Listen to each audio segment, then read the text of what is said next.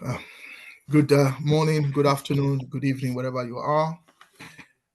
Today is the 6th of June. We are almost now halfway through the year, almost, and we are back again to discuss conscientism, the philosophy and the ideology of decolonization, with specific reference to the African Revolution. And the African Revolution itself is the liberation, the unification, and the development of Africa. And that's why we are here, and we are here to study that philosophy. We are here to study it because it is what is required if we are going to move the revolution forward beyond liberation and the current nation states of Africa. So welcome. It's a pleasure to see you all again. And for those of you who will be listening to our videos on YouTube, thank you very much for watching our videos. So I'd like to welcome Brother Pigeon, Brother Kweku, Ishan. I hope he is who I think he is. Brother Kweku, I mean, Sister Tapua. Oui, c'est moi. Hein? Brother Kweku, welcome. Your first visit, I believe. Yes, yes. Thank you, Kafra. Brother Kafra and Sister Ida. Good day, everyone. Good day, yeah. Brother Carrington and then Sir WHH.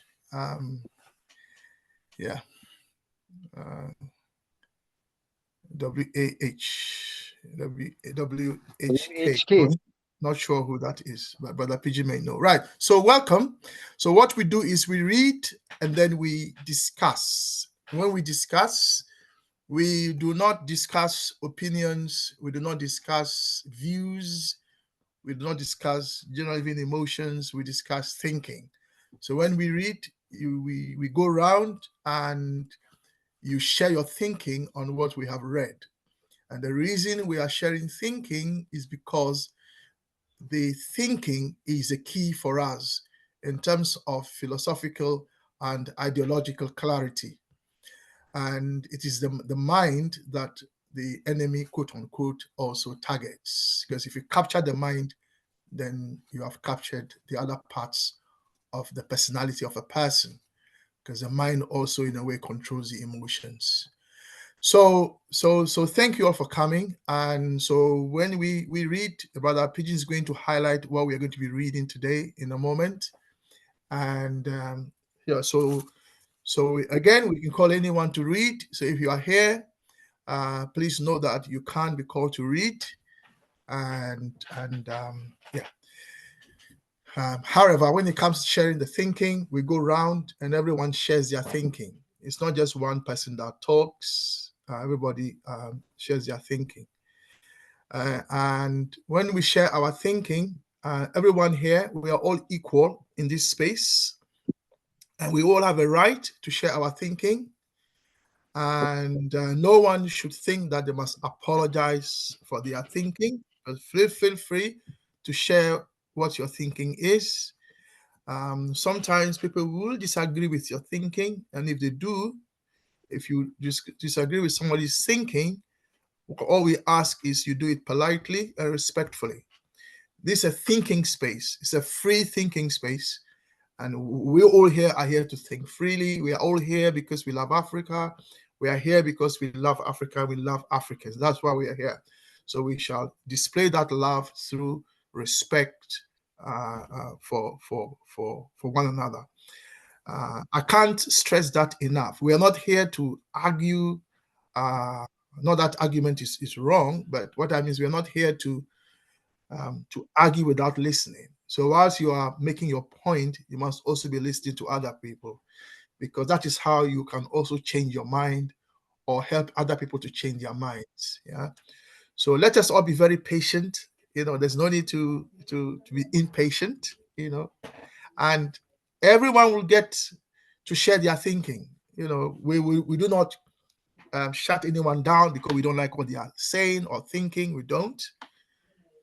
So having laid down those rules, we shall proceed to the reading, and then we shall have the discussion. Yeah. So brother Pigeon has highlighted Thales's first revolution. I thought we had gone past this paragraph, brother Pigeon. Yeah. Thales's first and second. Yeah, I thought we had gone past this. No, our last reading was Anaximander. Anaximander, you remember? That Sister Pamela read that. Oh, then in that case, let's read that because we didn't discuss it. We only read it. We didn't discuss it. So then go back to what Sister Pamela read last before we left. Yes, that's what we should be on. You remember she read it, but we did not discuss it. In fact, she read it twice because her reading was so soothing. She's not here yet, is she? I found her reading so soothing. In fact, she has a healing voice, if you ask me. Yes, so let's read. So you can unhighlight the Thales, Brother Pigeon, and then we read from pre-Thales to Anaximander. Thank you. So we are going to be reading and discussing, or sharing our thinking. So who should go first? I think Brother Pigeon should go first. Brother Pigeon. Okay, Brother Pigeon is unhighlighting, so let him do that while somebody else reads. Sister Ida, can you read that for us, please? So Brother Pigeon, unhighlight from Thales to the end, and then we'll keep only the pre-Thales to Anaximander highlighted. Sister Ida, are you able to? I know you use a mobile phone, so it can be hard to read. But are you able to read? If not, don't worry. Yes, but I didn't hear it last week, so if I make anyway. Hold on, Brother Pigeon. It's taking you long to just unhighlight a paragraph. What's happening? Oh, I know. Don't worry. I know where to stop. It's okay. So it's fine.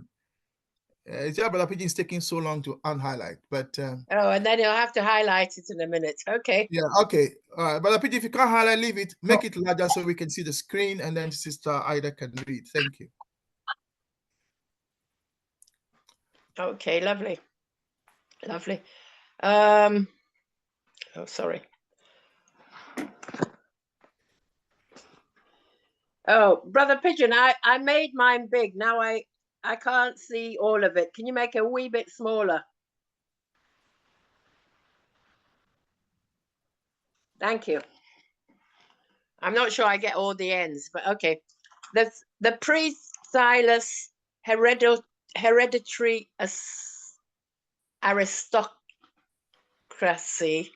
aristocracy, comprising the landowning class, converted the ancient clan cultures into hereditary priesthoods. To these priesthoods were assigned the power of passing the executing sentence at their discretion. Passing and executing. Oh. Assigned the power of passing and executing sentence at their discretion, especially on those who were accused of homicide. As private property grew, so did the incentive to homicide on the part of those who wished to ensure that they inherited property. The power of the aristocratic priesthood. Thank you. Aristocratic priesthood was based on the belief that those who committed certain crimes infringed the sacred moral order of society, and that they needed to expiate their crimes, and to be absolved if the whole community was not to be thrown into jeopardy. The idea that the whole community was endangered before the gods as a result of certain malpractices of individuals was not abandoned even by Solon, a contemporary of Anaximander. Say that again? Anaximander. Anaximander. Okay, thank you. You'll have to read Thank it again, sister. Now that you know the words. You want me to read it again for real? Again, Okay. yes. By this time, slow down a little. Okay. Yeah. So aristocratic. Don't forget those words. Aristocratic, aristocracy, Anaximander, expiate, and those are the new words. Yeah. Okay. So one of the things that we also find is that we are also learning new words and how they roll out in philosophy. So that's one of the things we also learn. So, brother Dekin, I've muted you. Okay. But when it comes to your turn, you can always unmute. All right, thank you, Sister Ida. Please read again for us. Thank you. The pre-Thales hereditary aristocrat comprising the landowning class converted the ancient clan cults into hereditary priesthoods. To these priesthoods were assigned the power of passing and executing sentence at their discretion, especially on those who were accused of homicide. As private property grew, so did the incentive to homicide on the part of those who wished to ensure that they inherited property. The power of the aristocratic priesthood was based on the belief that those who committed certain crimes infringed the sacred moral order of society, and that they needed to expiate their crimes and to be absolved if the whole community was not to be thrown into jeopardy. The idea that the whole community was endangered before the gods as a result of certain malpractices of individuals was not abandoned even by Solon, a contemporary of Anaximander. Anaximander, yeah. Thank you. Yeah, thank you, Sister Ida, for reading for us. So we're going to now hear people to share their thinking about what we have read. You will notice that we assume that when we use a word, that we all know what the word means, and we don't normally do definitions because we're assuming that everybody understands the word. So if there's a word you don't understand, feel free to ask. Right, so we're going to start with, since a sister read, I'll start with a brother in terms of the sharing of ideas. So if it's okay with, I thought I heard Brother Joseph's voice, but I can't see Brother Joseph in the list. And maybe I didn't. Right, so who is WHK? Sir WHK, please, can you identify yourself so I can call you to speak when I'm ready? Yeah. Right, so who should I call first? Right, Brother Pigeon, I'm afraid you'll have to go first.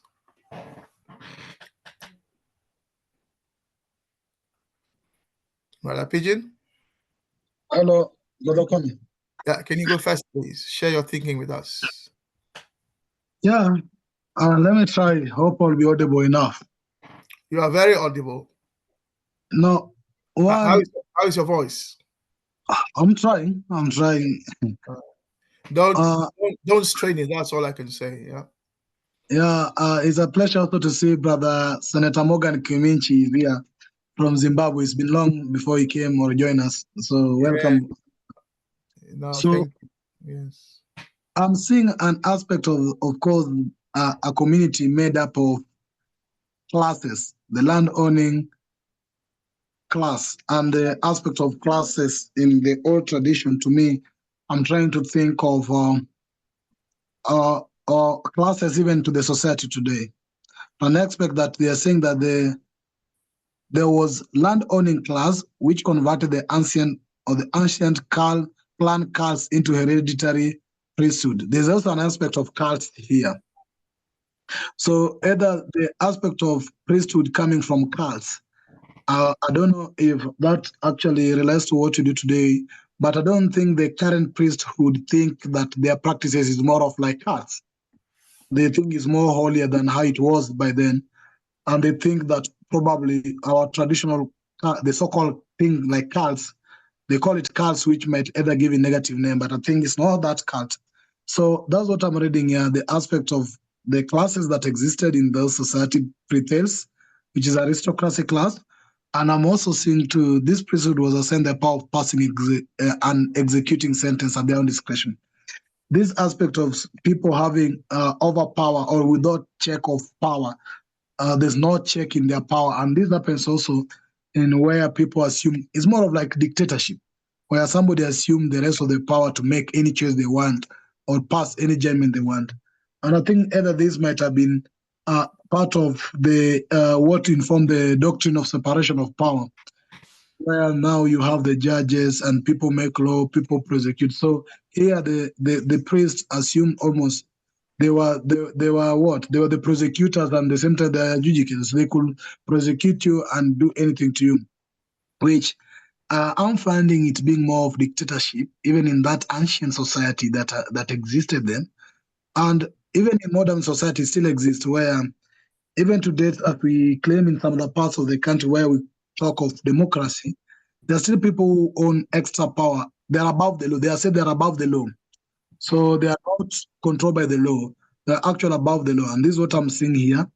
And that power of priesthood, I think it has gone a bit, but still, they still assume the power of either cursing you or blessing you. They still believe that if you have any problem, they can either bless you or they can either do anything to you. So your success depends on them, which I don't also subscribe to that much, because I believe that every person has the ability to their own success. So here come another class that is above the normal ordinary class, that has a total power over the ordinary class, that can then pass any sentence they want to any other ordinary citizens. And they're saying as private property grew, which to me, I view it like as capitalism came, so did the incentive to homicide on the part of those who wished to ensure that they inherited property.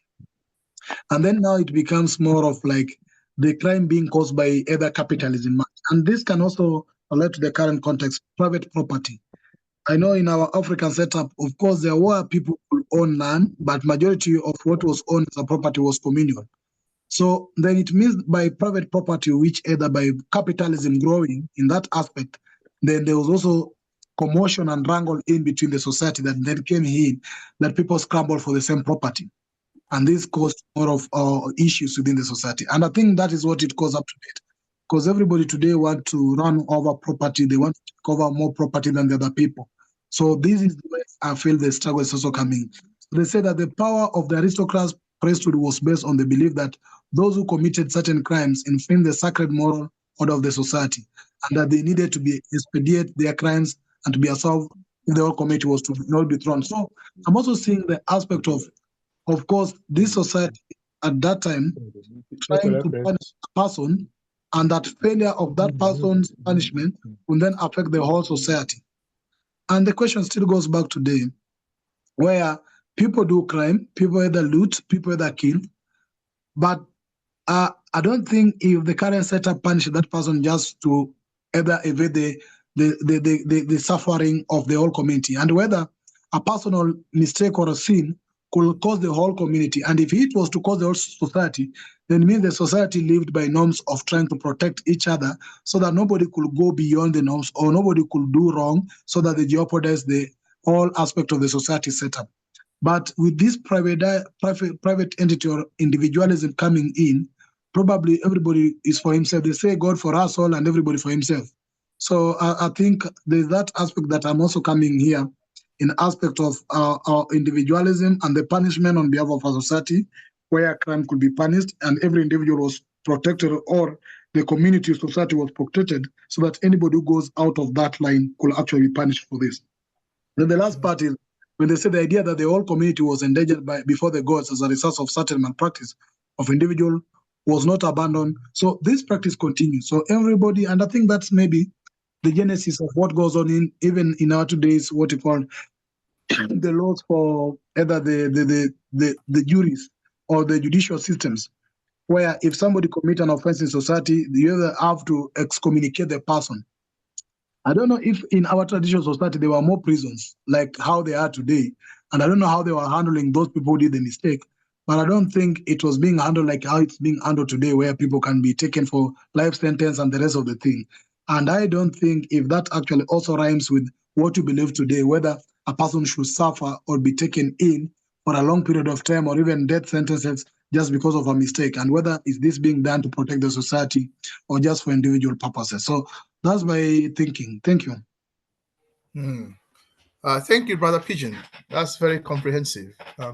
Just so everyone knows, I can, because I'm chairing, ask you questions just so you clarify your thinking a little bit. But I will not ask Brother Pigeon a question because of his voice. So I'll move on to now a sister. So we've heard from a brother. Now we hear from a sister. And could Sister Tapua share her thinking, please? All right. What came to mind for me was social control. How, whilst it might sound negative, the individuals within the society felt obliged to make sure that everybody conformed.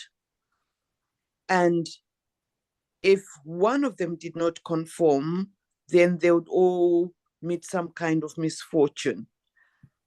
I think to an extent, if I'm thinking of some of the Zimbabwean customs here, where if someone does something wrong, murders somebody, the retribution is at the spiritual realm, visited on any member of the family, any member of the extended family, so that people would think if a crime is committed, it affects everybody. So it kind of keeps you in check.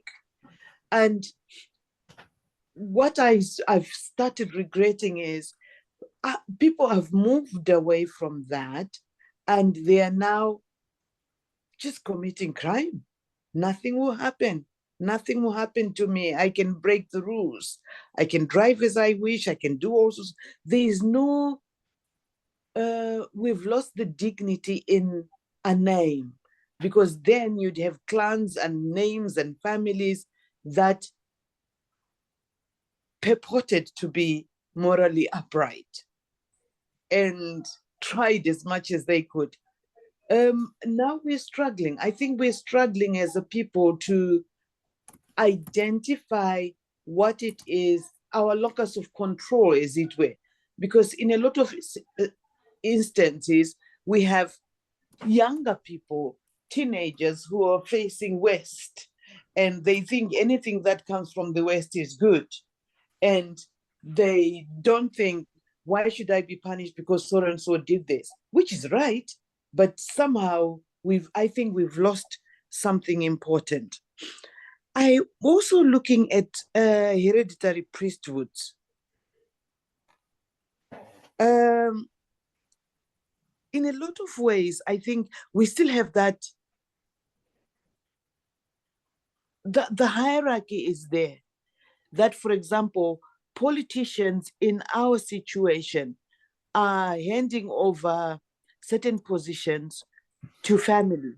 It's almost like it's an African thing that this leader will appoint their son or their daughter to be the Minister of Finance or something like that, where heredity is coming in and people think because I'm of the politician stock, I should therefore, and if you're the common stock, you should inherit that. it's an interesting section. And lastly, what I would like to say is that I'm attracted to this idea that people respond to the existence of a higher power. Because in Zimbabwe in particular, we've got the proliferation of the white gown churches. And we have people seeking answers from God for problems that I think could be solved without involving God. Because to a large extent, some of the problems that we have, we can reason them out, we can sort them out on our own without consulting or thinking that, or giving up to God. I think I'll end there for now. Thank you. Okay, thank you, Sister Tapua. So we've heard from Sister. Now we'll go to brother. Yes. Yeah, permit me to just notify you of the presence of Howard Gale, who is the first, of course, black footballer for Liverpool team. Sorry, what's his name? Howard Gale is the, I think he's here with us. Is the Edward Howard. I think he's the one, if he can identify himself. Oh, Edward Howard, yes. I saw the name, yes. Oh, yeah. Yeah, thank you. Yeah. So, brother, so anyway, let me welcome those who have joined us since we started. Our own elder, brother Edward, brother Decking, brother Edward has kind of fallen out. Okay. Yeah, brother Decking. Then we've got Tot Nayot. I hope I pronounce your name right. Gatluak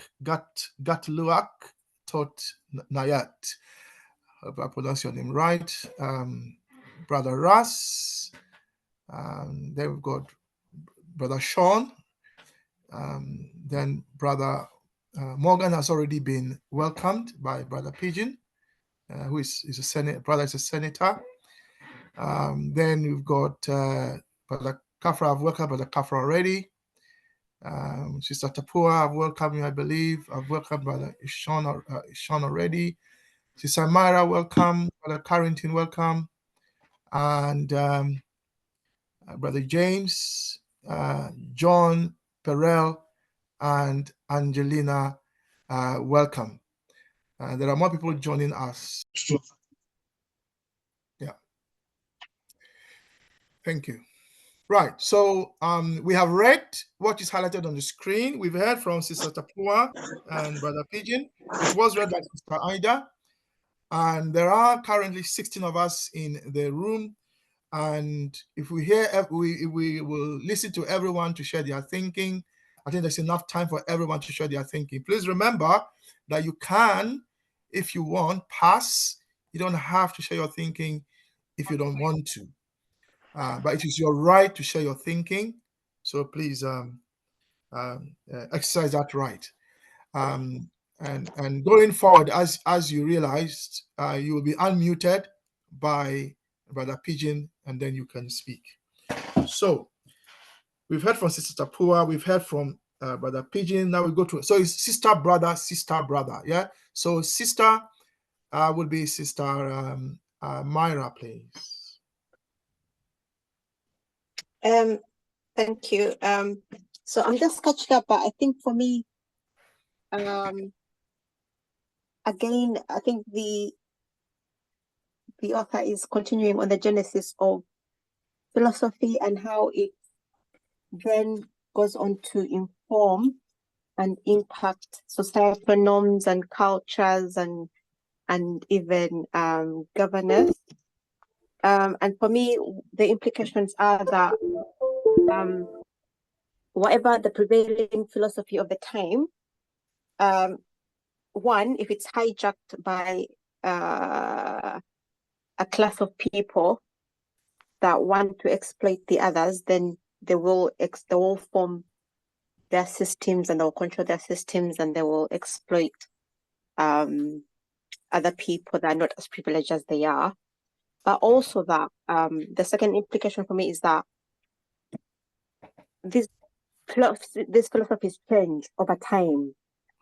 I bet in that time when things were as were described in this paragraph, the people living then could never imagine a different time. And there are many of our brothers and sisters that cannot even start to imagine that Africa can be great, that Africa can come out from under the yoke of neocolonialism and imperialism. In fact, they still defer to the West as the panacea of life and all problems. So they can't even imagine that Africa can lead, but it can change. I think for me, this is one of the things I can take away from this paragraph. And then the other one is the last one. The last implication for me is also that it encourages me as a student of Catholicism to question the prevailing systems that I live under and not just accept them as they are, but I can pull them apart. I can question why are things like this? Why do we have to do this? What is that? How did it come to be? You know, I think Brother Kwame once said that in every society, even if it doesn't seem like it, you can philosophize it and break it down and understand why is society organized like this. So I think as materialists, we shouldn't take anything for granted and just say, well, that's the way it is. I think we should be able to criticize and analyze and tear apart as materialists and build up to understand exactly the systems that we are living under. Thank you. Yeah, thank you very much, Sister Myra. Sometimes I make commentary as people speak. I don't always do that. So let's go now to Brother Kafra, who has his hand up. Not sure why, but Brother Kafra. So unmute Brother Kafra.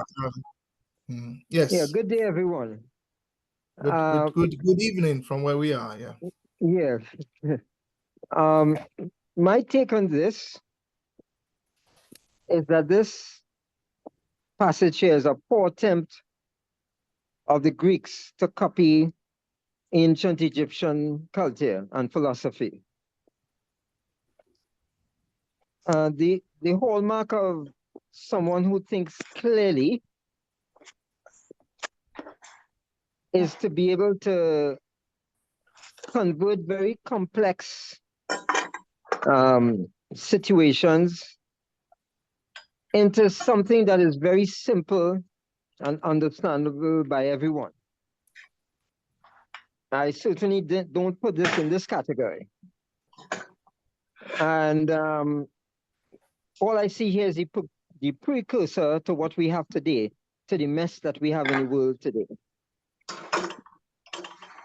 All right, and in doing these studies, we need to compare it to contemporary African societies and what it was like for us.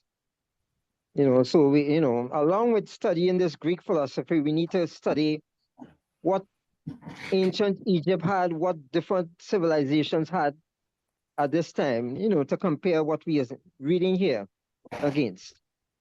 Again, I see this as a very poor attempt to copy ancient Egyptian philosophy. That's all I have to say for now. Yeah, thank you very much, Brother Kafra. Let's now hear from a round of sisters. We just have to listen to brothers one after the other. So, Sister Ida. So you read it. Yeah. What do you think? Well, I think I agree with a lot of what Brother Pigeon was saying about the fact that it was more landowning class and stuff like that, and that it seems the priesthood were record the rules and stuff, things to do with making laws. I think that I was a bit worried about what Sister Tapoa said about it could get put onto the family, you know, if something had gone wrong. Because I think that there's still a bit of, if people get in trouble, there's still a bit of frowning at the family. But I think if it was put onto the whole family, if you aren't careful, there are always bullies in some families who will bully someone else to take the blame. So I was a bit worried about that bit of it. But on the whole, I'm glad that society has moved on and it's not the priests who are dictating the law. And I think she's right in that people have no, their morals are, I mean, when you look at how people in power can steal from their countries and stuff like that, there's definitely something wrong, but how to sort that out apart from embarrassing them, I don't know. So I think that's really what I have to say. I think in a way it's a bit self-explanatory, but I'm not sure that I understand who Solon and Axminda. Yes, yes. I would quite like to hear a bit about them. Solon was an Athenian statesman, and Anaximander was one of the philosophers. Okay, thank you. So that's all I have to say. Thank you. Thank you. Brother Carrington. Hi, everyone. Can you hear me? Yeah. Yes, sir. We can hear you. Brother Pigeon, I'll need you to unmute me because I keep on being muted. But we hear you. Okay. Yeah, okay. We can hear you. Okay. Okay. Thank you. Okay. So for this paragraph, what I pulled out is this interesting transition between clan cults and the priestly class. And remember that Kwame Nkrumah is analyzing this from a historical materialist perspective, this idea that the political, social organization of societies responds to changes in the material nature of the societies. So we are moving from small Greek villages to large Greek trading cities. And therefore the nature of organization, the nature of organization of capital, the nature of organization of property and society itself must change to fit with these large cities, relatively large anyway, cities that exist, are forming in Greece in this period. This is not strange. This happened in Africa. This happened in Asia, and similarly in the North and South American continents. So the first thing that changes is authority, right? The organization and structure of society. Property rights, as you all know, in some regions of Africa are still managed by clan elders, right? But as soon as you get to the level of organization of cities, things become much, much more difficult. And these clan elders, the leaders of these clan cults, you can call them clan cults, you can call them clan religions, end up forming, coalescing together in their religious views because of the demands of the time and the demands of the city into a priestly and elderly law class, LAW. So this class will end up helping the king in the case where you have a king, or helping the queen, or helping the council of elders in cases where cities or city-states don't have one leader govern the country. And the religion is derived from the fact that there needs to be social order. And our beliefs of our of our place in the universe with respect to these gods is directly tied to our social order. So if the gods are angry, there will be social disorder, you will be attacked, or there will be riots, there will be food riots, etc. There will be general disorder. On the other hand, if there is disorder in society, this disorder offends the gods. So there's a loop here that social order is needed for the gods to be happy, and the gods need social order to exist for them to be happy. So this is a loop. But as these cities begin, these small towns essentially begin to become larger and larger, and you're seeing this even in the African continent right now, and it existed even before the Europeans came in large African settlements. There's a lot of push and pull. So there are records of this push and pull in Songhai, in the Songhai Empire, in the Mali Empire, and in the Ouagadougou empires, where there's a clash of religions. Traditional religions, Islam had started coming into Africa in that period. There's a clash in urban centers of religions and worldviews, right? So there's a renegotiation of the society. And this is where Thales and other pre-Socratic philosophers, philosophers before Socrates in the region of Greece, end up starting to renegotiate the order of society. Now there are material reasons for this, right? The wealth of the city-state stops being tied to the gods. It starts being tied to trade.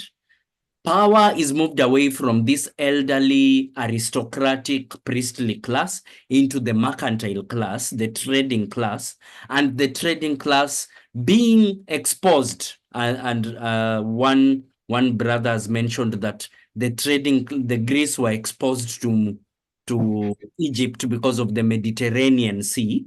They traded regularly with Egypt. So they were exposed to Egyptian ideas. So these traders who are exposed to other religions, other ideas, are less likely to be, I won't say, but I would imply, blindly accepting of the religions of their culture.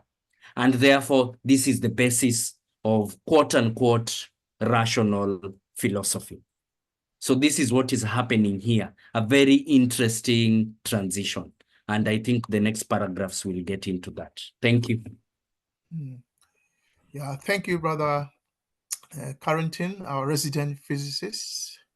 Thank you so much. So, Sister Shireen, I believe you haven't been here for long, so I'll get on to you later. Let's now hear from Brother Coco, please.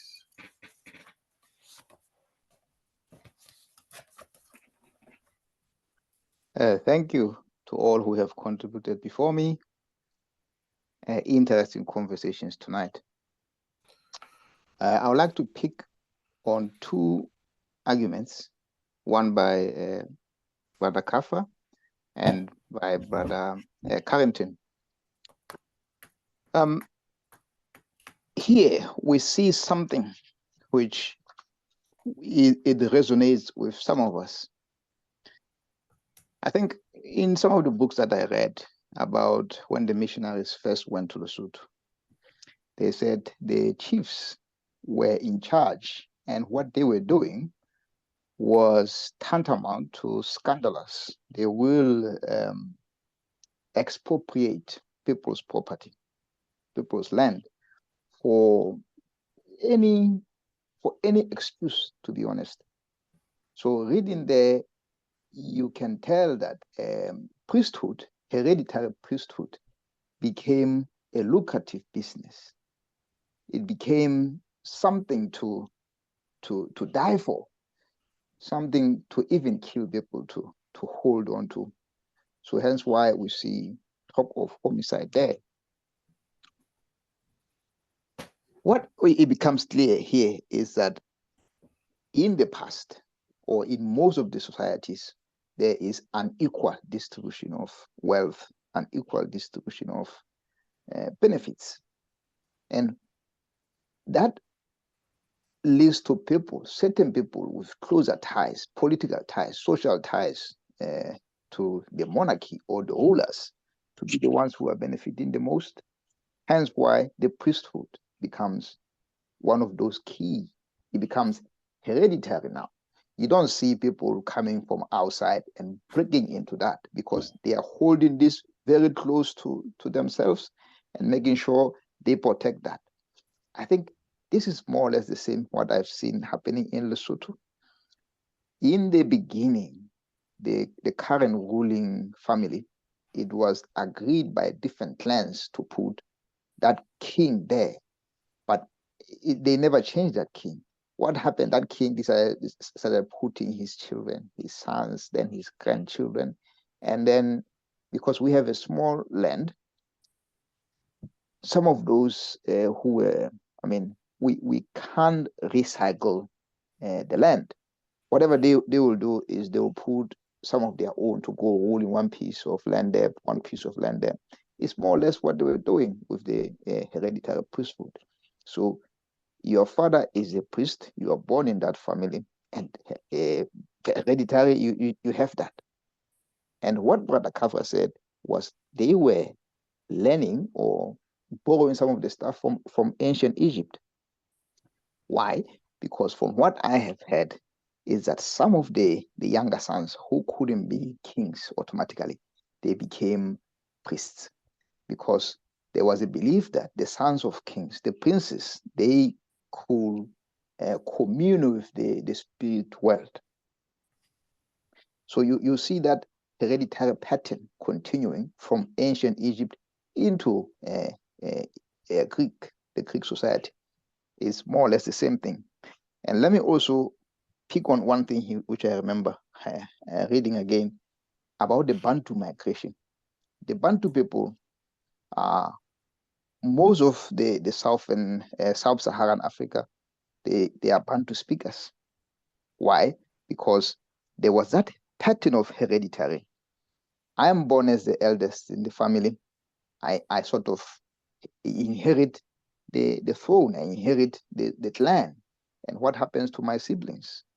My siblings who are younger, they have to go fend for themselves.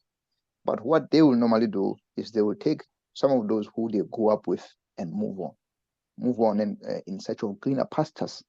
But the land was plentiful then, so people managed to spread through the area and covered all of Africa, all the way to the Cape, almost to the Cape, until the whites came in the 1460s, or was it the 1650s? So that is how the Bantu spread.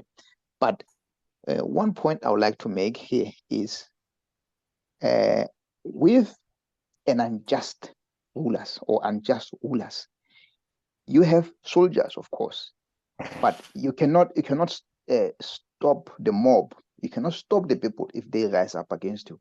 So what do you normally do?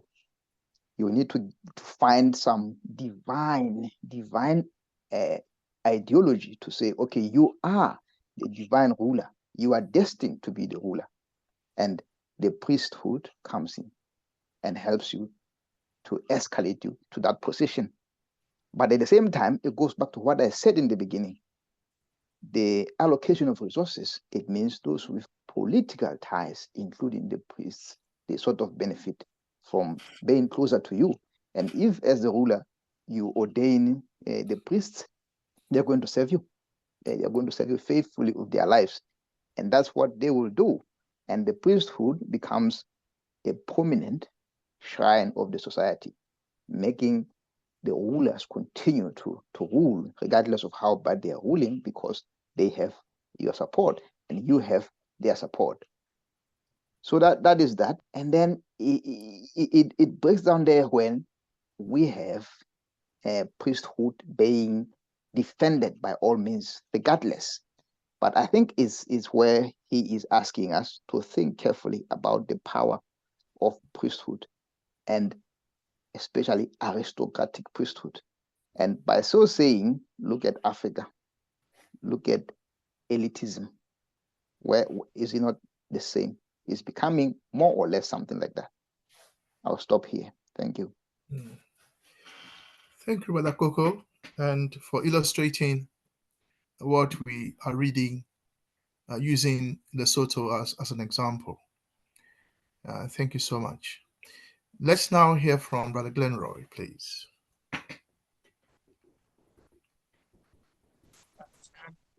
Not a lot to say, but I find it interesting the reference to the increase in homicide as the increase of private property grew. You know, I know most people focusing on the role of the priests, which is an interesting aristocratic priests, who generally you think of religious leaders or to give this impression that they are not wealthy. We know it's different. We certainly know, for example, the Church of England and other religious groups are quite wealthy. But nonetheless, they are meant to be not in that category, but clearly being identified as such. But I think it needs further analysis. Why would there be an increase in murder as private property become more prevalent? And how much is this a reference to the social class of people not having to be seeking the individual wealth and so on? I just wonder, for me, that's the behind the scenes reference.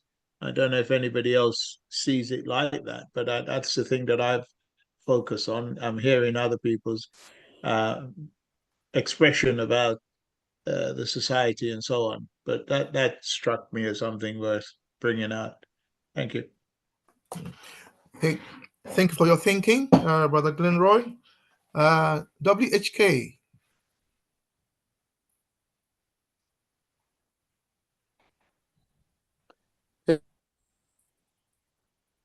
Good evening. Good evening, sir. Can everybody hear me? We can indeed. Thank you. My name is Se Venduk. How do you spell that? How do you spell Venduk? Acronyms for welcome, Ikwepi. Windhoek is in the capital city of Namibia. Oh, right. Right. Yeah, W-I-N-D-H-O-E-K. Yes, you're right. Yeah, thank you. Yes. Yeah, please share your thinking. Thank you.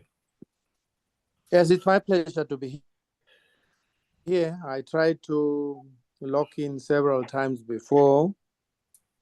My phone was registered as Tech2, if anybody can remember there. But I'm a bit technologically challenged. I couldn't change, but I managed to change. You're not the only one, sir. Yeah, so I'm from Namibia, obviously, as my name resonates with the capital of Namibia. But I'm very much behind with your classes, which I now think are our classes. I can't even pronounce the word conscientism. How do you pronounce it, first of all? That's correct. That is correct. That's correct. And like I'm saying, conscientism. But mine is conscientism. But yeah, feel free to call it however you like. Oh, thank you. On my part, I just wanted to get some clarity on some terms that I think hitting me blind not to understand the highlighted text. Concept like, I think was it Coco, one brother before Brother Coco talked about rational philosophy. So that could be classes of philosophy, which I also don't understand. I'm very much in the learning process in the very early stages.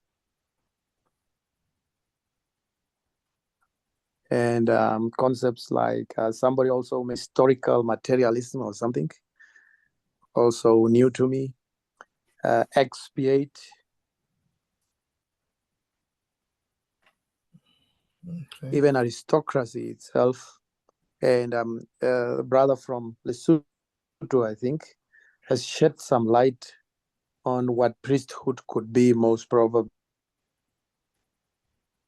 like hereditary priesthood. I think the example of Lesotho there opened my mind a little bit. So that is basically, those are basically my comments. I think if I had a better understanding of those terms, I would be able to have been making inputs on a highlighted text. Okay. So if you That's were giving basically those, it. yeah. So Brother Windhoek, if you are giving those definitions, you are happy to. You think you can share your thinking? Is that correct? Yeah, sure. I think it will become much more clearer. Okay. So let's just quickly do that for the benefit of the rest of us. So expiate, another word is reparations. When you expiate, you make reparations. Are you familiar with reparations? If not, Brother Glenroy is here. He can explain it briefly to you what So stands much for. so. Sorry? I think I'm very well aware of what reparation is. That's what expiation means. To expiate is to make reparations, to make amends. So that one is sorted. Now, rationalism, I'd like Brother Carrington to explain briefly. Brother Carrington, explain rationalism briefly. Thank you. Rationalism is the idea that you can arrive at statements about reality and about abstract statements using logic, using the idea that if A follows B and B follows C, it implies that A follows C. Just that the world can be understood using logic. Yes. Yeah, so is that clear, Brother Windhoek? So that's done. So that's rationalism. An example is maybe while we are there, I think there was. Sorry. I think the word rational was not used in isolation. It was coupled to philosophy, and it was like rational philosophy. Now that would be rational philosophy. Is a philosophy which other philosophy? Philosophy based on reasoning. Yes, on rationalism. Yes, because to be rational is to reason out something. Yeah. So, for example, a good example is mathematics, which can say rational is based on reasoning. Sometimes, yeah. So that's the explanation. Is that okay, or should we? Is that okay for you so far? Will it be fair for me to say rational philosophy vis-a-vis irrational philosophy? Yes. So, yes, you can say that. So an irrational philosophy, one not based on reasoning. So there are two classes of philosophy. Well, there are more, but if you approach it from the point of view of rationalism, then yes. Oh, okay. But for us in this class, there are two main philosophies.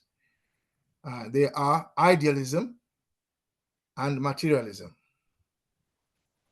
Idealism says that the universe is made up of spirits and their ideas, and materialism says that the universe is made up of matter. Those are the two big philosophies. Okay. Yeah. Okay. So that is sure. We'll come back to these terms again and again. Priesthood, you understand from Brother Coco, so you are happy with that. Historical materialism basically was invented by a guy called Karl Marx, who was I believe Marx was German. So I know that in Namibia you don't like the Germans very much because of what Germany did to you. to Namibia. So Karl Marx was a German philosopher, and he came up with a theory of history. And to make it very simple, his theory was that history is the unfolding of class struggle. So one class struggles with another class, overcomes that class, maintains itself, and then another class opposes that class, and then a new class is born. So basically, history is a struggle of classes. So if you take what we are reading, for instance, you have the land-owning class being opposed by the mercantile class. Mercantile class being those who are traders.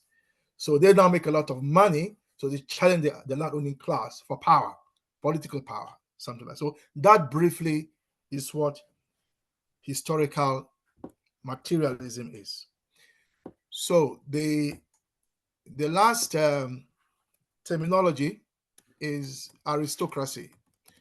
So aristocracy is used in a way to say that in society there are a group that are the highest class. Yeah, there's no class above them. They are like the best group of people, or the noblest of people. Yeah, so they are called the aristocrats, and they normally have a lot of power, a lot of wealth. They do very little work, or no, they don't work. Usually they don't work. They live off other people. Yeah, but they are the aristocrats. They wear the best clothes. They drive the best cars in our time. They drive the best cars. They live in the best homes. They speak the best of the language.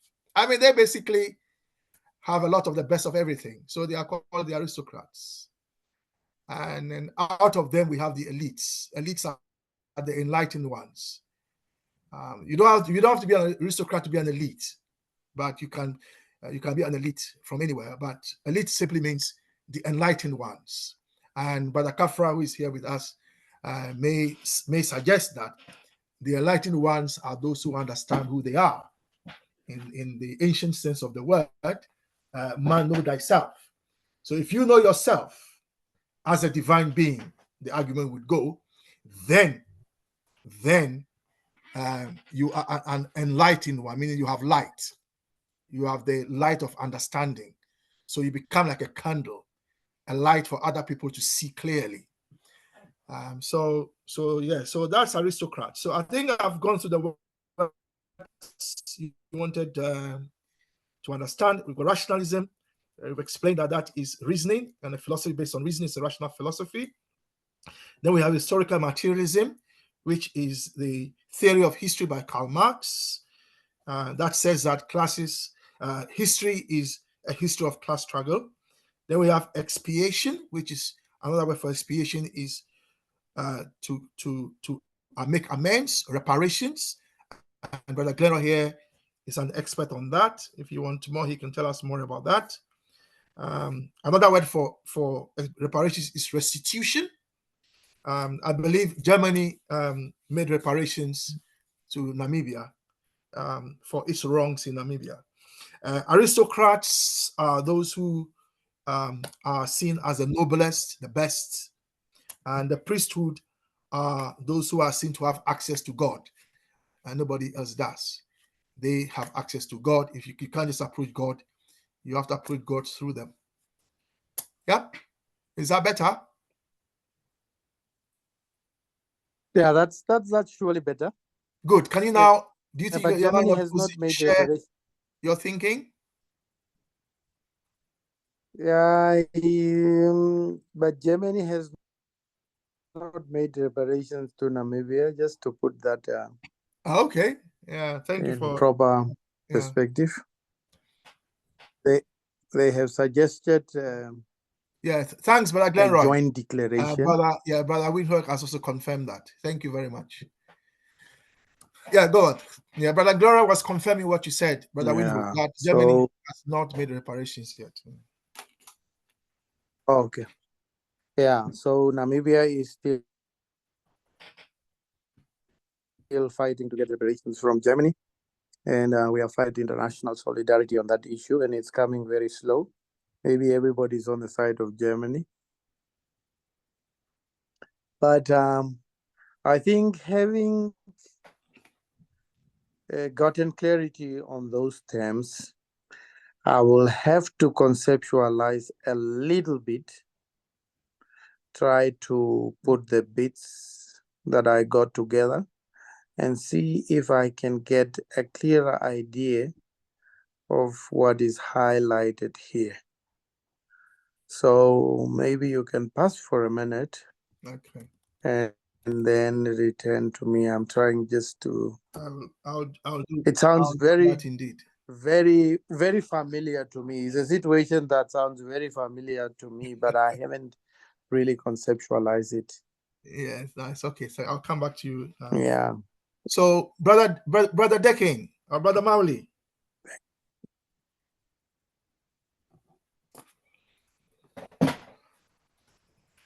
Brother Glenn, sorry, brother. Yeah, I'm traveling, yes. so I cannot contribute to it now. All right, no problem. All right, thank you, brother Mauli. Shall we go to brother Sean?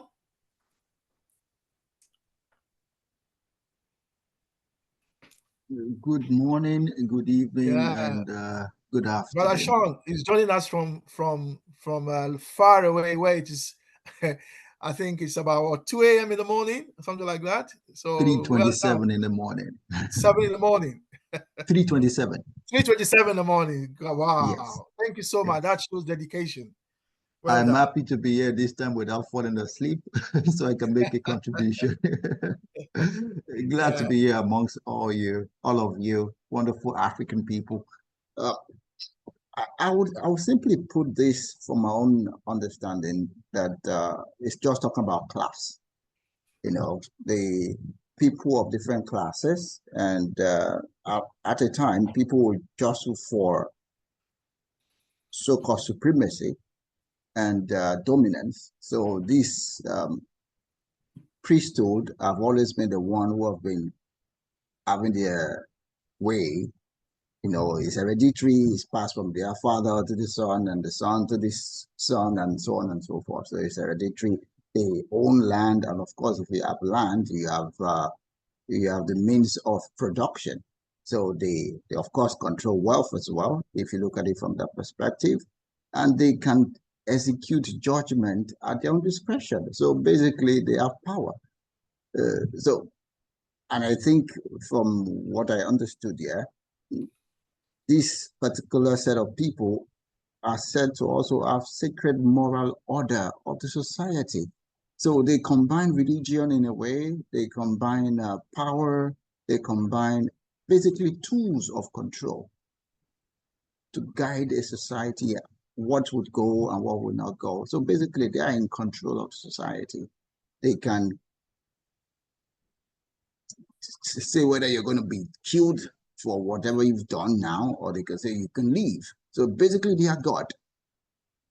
So, and the same way we have today in our societies, whether we look at Africa or we look at the West, but I mean, we need to contextualize everything in Africa. So in Africa today, we know social justice is common sense to most people. However, the justice system we have in our societies is not common sense. I say something, legality is not justice. Just because something is legal, because that's been made into law, doesn't make it justifiable. So we have this set of people who are seen to be above board. They are like gods, and they can tell what will happen, and people would have to just bow down and just say, yes, sir, yes, ma'am. So I think pre-Thales hereditary aristocracy is just telling us that, okay, there are some set of people, they have all these powers. And just like somebody like me who is saying that, oh, I don't like the way Nigeria is run. I want Nigeria to be different. And I'm participating politically in my country. I want my party, which I believe is ideological, and we're looking for social justice, that would take the reign of power. And how we're going to do that is a puzzle we're about to solve. So maybe somebody like Thales, from some of the recordings I've listened to before, trying to change society, trying to transition from one so-called the serfs to the mercantile set of new leadership. So that's what I can glean from this reading. Thank you. Brother Sean, thank you. Clearly somebody who has been watching our videos. Well done. Brother Kafra, you want to say something? Yes, I'll be quick. That's okay. It would seem to me that we need to get a proper definition of what the gods are. With respect to the paragraph we are reading, yeah? Well, it says talking about being endangered before the gods as a result of certain malpractices. Yes, yeah, please, can you explain for us? Yeah, thank you. Yeah. So, well, in typical Western understanding, the gods are some mumbo jumbo in the sky. They didn't have a proper definition of what a god is. They copied it, but they didn't understand what it was about. And I can tell you now, for ancient Black people, a god is a force of nature. So everything really depended on you and the community living in harmony with nature. And I don't see this being expressed here at all by the Greeks, and not that I'm surprised, because this is dealing with Greek philosophy, right? Am I correct? Yeah, yes, brother Kafra. As you are aware, Plato and the others were not allowed to make public what they learned from the African priests who held the sacred knowledge. And as you know the history, Plato sometimes is said to be one of those who went out and exposed the teachings of the African priests without authority. One of the things you had to do was that you did not share what the priests told you with the public. Yeah. So you are right in the sense that what the Greeks may have been doing, we won't be surprised, is not what the Africans or the Egyptians were doing. And the reason being that the common people would not know. But whether these priests knew or not, I don't know. It's possible they also knew and kept it, because remember, when we say Greeks, we shouldn't always think of Greeks as non-Black people. When we say Greeks, sometimes they were in the same way as today. When you say somebody's British, the further someone is British doesn't mean the person is not Black. So there are British people who are Black.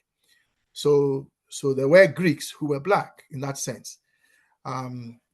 Well, but yeah. So you are right. You are right that when we say gods, we mean forces of nature. But as you also know, when we say gods, we also mean human beings who have attained self-knowledge, as you well know. Well, not in African culture. And I want to make a point that Greek philosophy is not ancient Egyptian philosophy. And, that is something that we need to get very, very clear. Greek philosophy is distorted ancient Egyptian philosophy, something that we need to understand very clearly. And it is obvious that we need to study, as I indicated before, when Europeans first went into Africa, the second time around, that is, they wrote in their travel books that they found no jails, no policemen, and no crime. We need to find out exactly what sort of philosophy, what sort of society we had together to be able to have achieved that. I'm sure everyone here wants to have a society where there is no no policemen, and no crime, you know. So I see that as something that we need to pursue. And it is a fact that our societies did not have such things before these Europeans came in. They tried to lie and say that African people were fighting and killing each other and that kind of stuff. As a matter of fact, even after the 1300 years or more of Arabic slavery, when these modern Europeans came in, they saw no policemen and no crime. No, you know, in our cities, and they thought we were sick people. We need to, instead of just talking about how great African people were, we need to find out what they did so that we could emulate and have in our society the same thing. So as a group, that is what we need to study, because these Greeks can't teach us a damn thing. This is the precursor to the satanic society that we have today. And I dare anybody to challenge what I'm saying. The Greek, and you know something, they give all the credit to Greeks. You know, everything in medicine, in philosophy, whatever, and they don't deserve that credit. All that they learned is from Black people, and they weren't good students. They failed, and that is why every Western, what we have here, they never produce civilization, is totally failed states. Let us not just look at the glamour and whatever. It's rotten. Yeah. Pretty on the outside, but rotten on the inside. Yeah. So that is why you've confirmed why we need to see where the rottenness is coming from what you've just said. If you have a society that is rotten, you need to know where the rot is coming from. And as you said, Western society claims that Greek its foundation. This is telling us what happened and why what they inherited was not what our if you like, our great grandparents taught them. So this is explaining to us why that is the case. In looking at this paragraph, we are not saying that we are studying Greece to see how they did it right. Everything that we have heard so far is saying that this is where the rot is coming from, where you have hereditary aristocracy. I live in England, and we have a hereditary monarchy, which itself is linked to a church that belongs to the state called the Anglican Church. So this paragraph is enlightening us to see where it's coming from. Of course, the solution is not in this paragraph. Let's remember that the paragraph we are looking at is explaining to us the relationship between philosophy and society. So when we are looking at what we are reading, let's remember that the solution for Africa in terms of what philosophy we need is in chapter 4 of the book. But to get there, we have to understand how society, as it is, has got to where it is because of the philosophy that they are using. And this is telling us. And you, Brother Kafra, are confirming it. But then what you should allow us to do is to study it and know it as you know it. Because what you are saying to some of us here, some of us here don't know about what you are saying.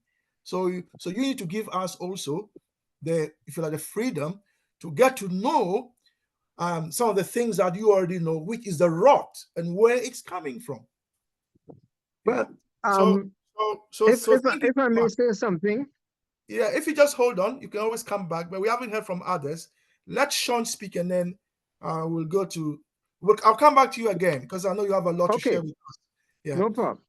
Brother Sean, you had your hand up again. Yes, please. Because I let Brother Kafra speak again, I'll let you speak. But other people haven't spoken yet, and we need to. You're right. I'll make it sweet. Oh no, it's okay. You don't have to be sweet, but just bear that in mind. That's all. Okay, I just want to comment and appreciate Brother Kafra, because I've noticed this rebuttal often on even the recorded spaces or recorded Zoom meetings, that he wants us to go a certain route. And I also perceive the same thing from Brother Taiwo.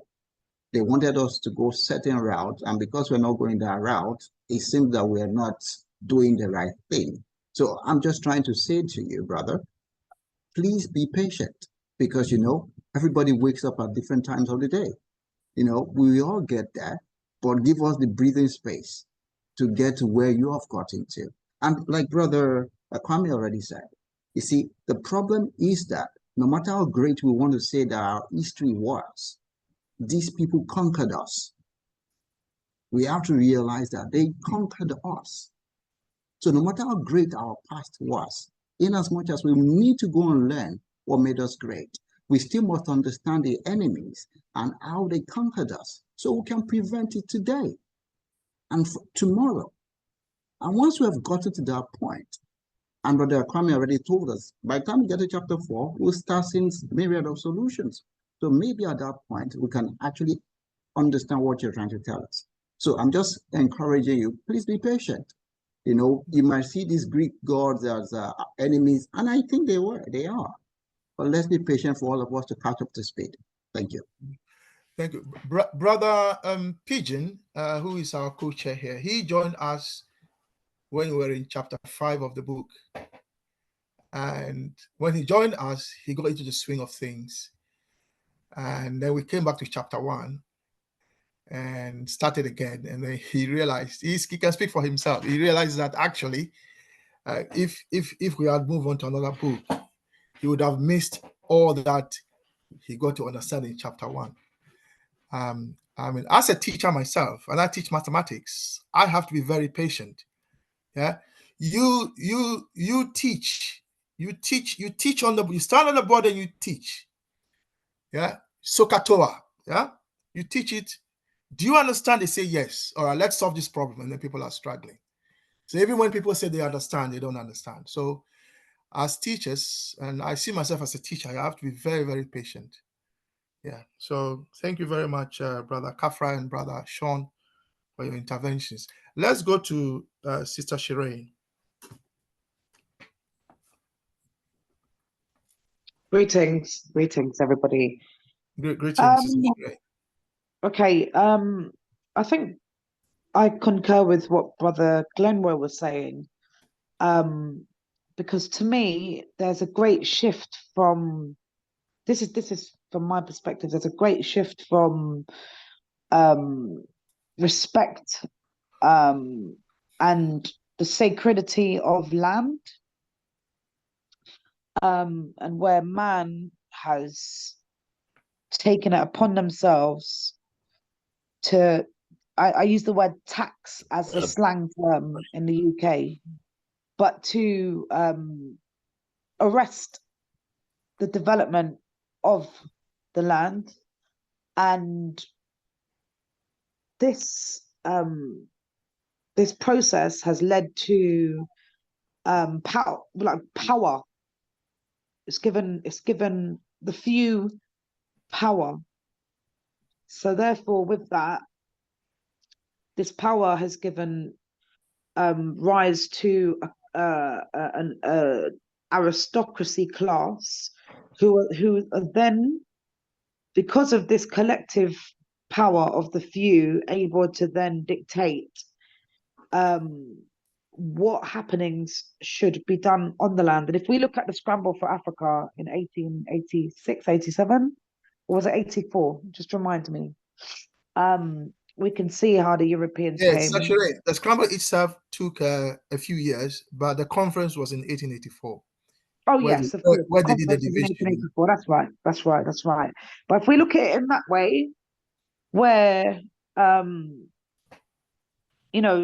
the terrain of the continent was not drawn up with lines as how it is today, and how these people who deem themselves to be aristocracy, or the dominant, not even dominant, the supremist and dominated the continent in many different levels. And even within that, there was still hierarchical differences. But if we look at it in that context, where they believe themselves to have a right to invade and conquer, it's the same type of thing here. But then also taking away the sacredity and giving a priesthood status to man, which then gives them the inverted commas authority to start dictating what is permissible and non-permissible on the land. So now they have the control, not the universe, not the kings, not the queen, for example.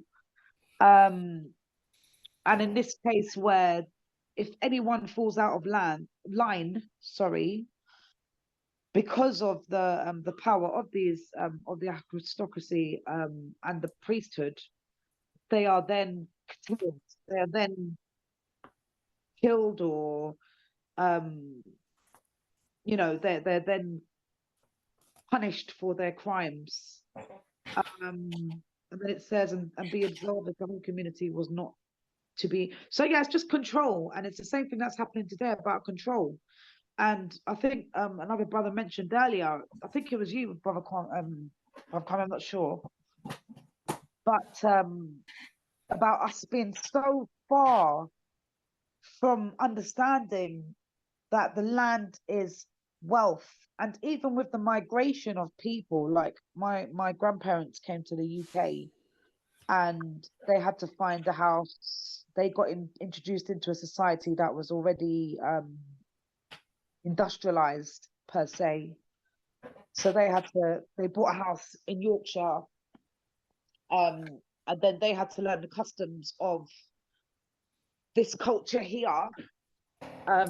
Had a small space where they couldn't even grow their own food, had to go straight to the shop to buy food. So it's like as the generations go on and continue, we start to lose this respect and even connection that we have with land.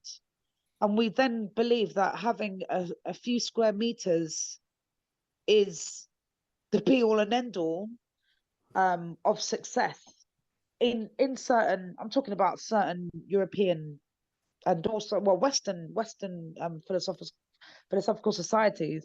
So we then believe a plot is the be all and end all, as opposed to thinking, well, acres, we can have acres and acres of land, and we can build, we can grow, we can plant, we can do this, we can do the other, we can help the society, help communities, we can feed our communities, help to give opportunities to others to work together so that we can have a better society. And it's like where we look at other large corporations now buying up land all over the world and not even allowing the people of that land to access water.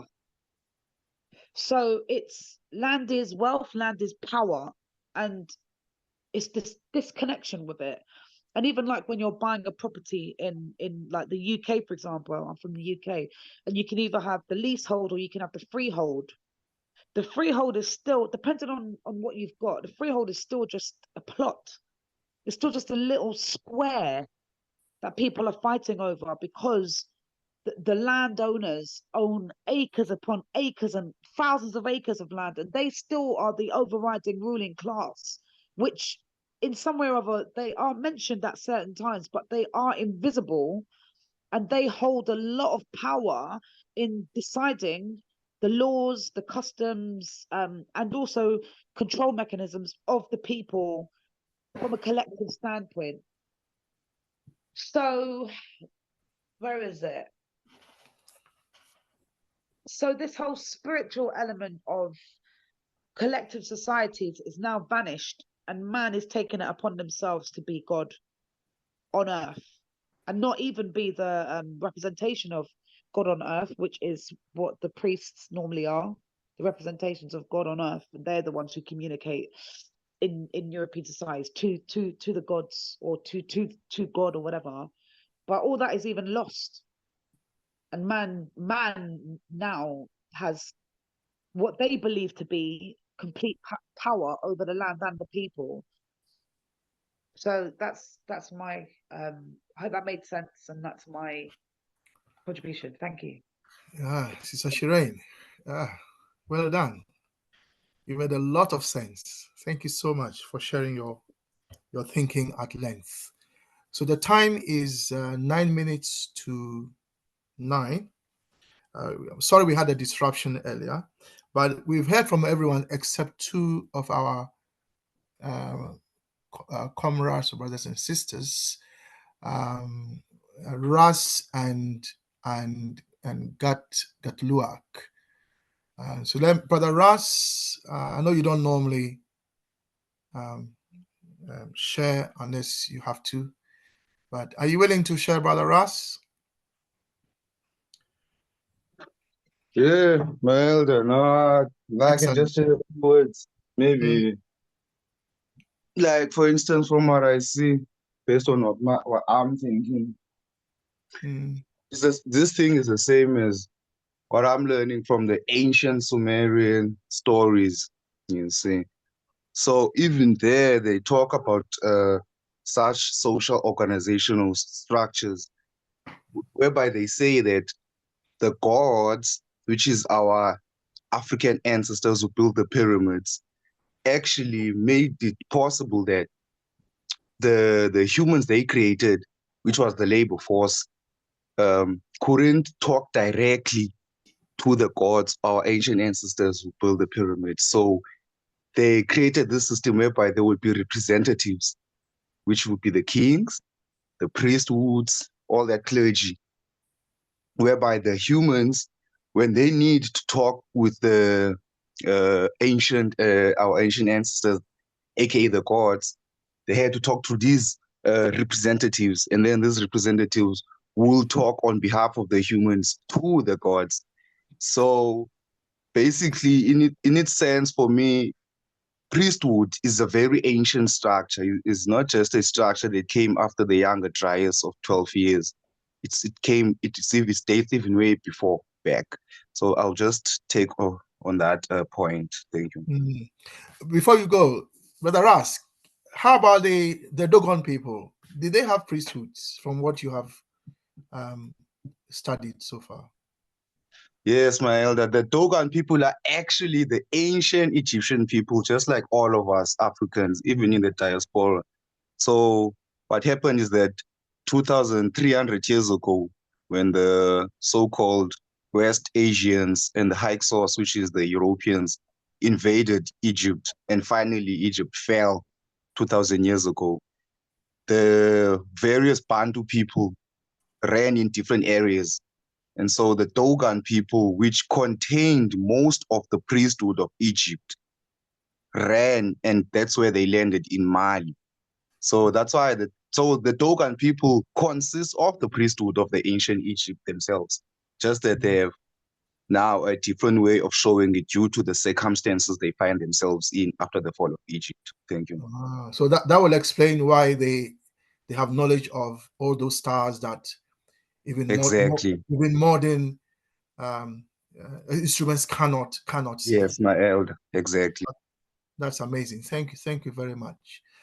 Right. So the only person now left is Gatluak Tot Anayot. I hope I pronounced your name right, but you can always correct me. Brother Pigeon, unmute Comrade Natlock so they can share, please. Thank you. No, he's able to unmute himself. I gave back the right so that they can unmute themselves. So Gatluak is from Sudan. Okay. Yes. Right. Gatluak, can you unmute yourself and share? All right. If not to worry. His name is Gatluak Tot. Yeah. Okay. Thank you. Yeah. I know not everyone joins us for the first time and feels they want to speak. Some like to listen for a while before they start speaking. So thank you.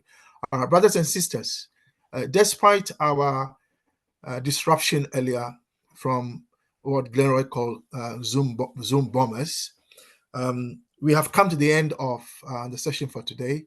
We've got 4 minutes left, and I'll hand over to Brother Pigeon to make any announcements with respect also to Saturday, and we bring the meeting to a close at 9 o'clock. Thank you.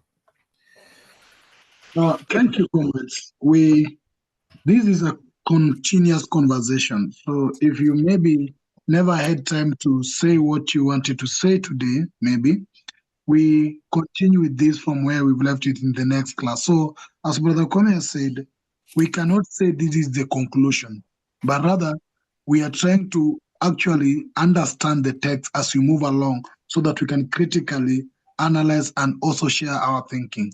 So this is not a closed class, and this is not one topic that next time we go to next topic is a continuation of our reading. And we felt that by engaging deeply in a simple, like a paragraph text, then help us and give us an opportunity to share and critically think about the text and even relate it to our current context. So as you can see, we'll spend almost 2 hours conversing one chapter. Some people might say that's too much time, but it's not too much time based on the thinking that have been shared here. In fact, it might be not enough for that thinking. So thank you very much for your time today.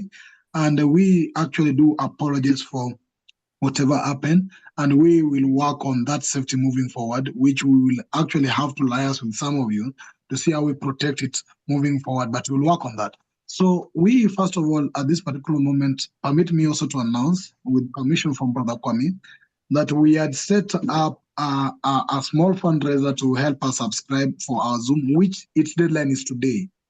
So actually by today, which was the deadline for us to get people who had pledged for their pledgings to their donations, we are glad to say that we have been able to raise the amount we needed, and we have an excess that we will be able to communicate as we move along. So thank you for your solidarity support to help us continue having this space to discuss this, which I believe and we believe is critical towards our struggle for liberation, unification, and development of Africa. This Saturday, we will be discussing on the African Union. We'll be having a presenter from Ethiopia, a member of some of our class. He has joined recently, but he'll be presenting on the future of African Union, whether African Union should be changed or not. And this is in line with our discussion towards the unification of Africa, as African Union should be a tool for the unification. So you feel most welcome. I'll share the link and the posters in advance. And also the recordings for all our classes this week will be available on Monday before end of the day. So once again, I want to appreciate your presence and your time. Back to you, Brother Kwame, as we end it. Yeah, no, that's it. Brother Kafra, sorry we couldn't come back to you, but you are with us anyway. So thank you very much. And Angelina, we have now advertised our